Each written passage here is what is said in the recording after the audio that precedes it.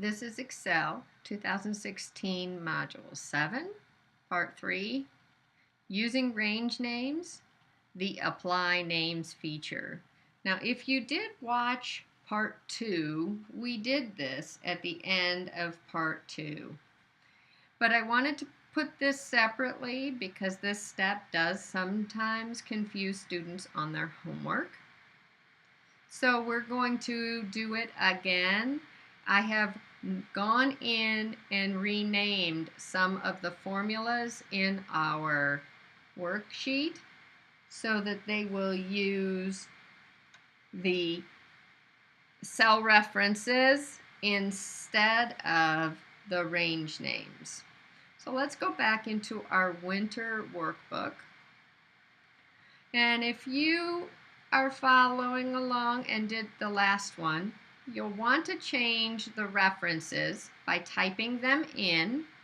For B27, I said it is equal to B9. And then going down that column, it's equal to B10, equal to B11, and equal to B12.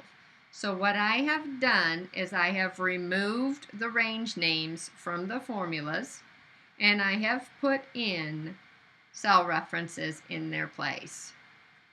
So if I want to correct that, I'm going to come up here to this range name, define names, the drop down arrow, and choose apply names. So I'm going to start out the first time and I'm just going to do one of them. I'm going to do Guardian. So Guardian is selected and I click OK. And now if I look at that first cell, you can see that it changed that cell reference back to a range name. Now you can do one at a time, but this time I'm going to select the 3 other fields: address, city, state, zip, and telephone. So I'm going to come up to my Define Names group. On Define Name, I'm going to choose the drop-down arrow. Then I'm going to choose Apply Names. I'm going to click on each one that I want to apply. So first I want to apply address. I already did Guardian, so I'm going to uncheck that. I need the city. And then I'm going to scroll down and select telephone. So I have all 3 fields selected. I click OK. And what you should see is that it fixed all 3 of them. So if you click on B28, 29, and 30, you can see that it selected them all and replaced them with range names. So again, you're going to go to Define Names, hit the drop-down arrow, choose Apply Names, check every one that you think may have an incorrect reference to a cell instead of by the range name in your formulas. You could even select every single range name and run it as to verify that they were all correct. And then you're going to click OK.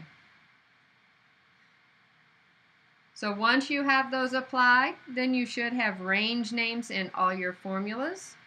So the reason for this is, as a non-Excel user, I can look at that formula and see that I'm referencing the cell called youth name.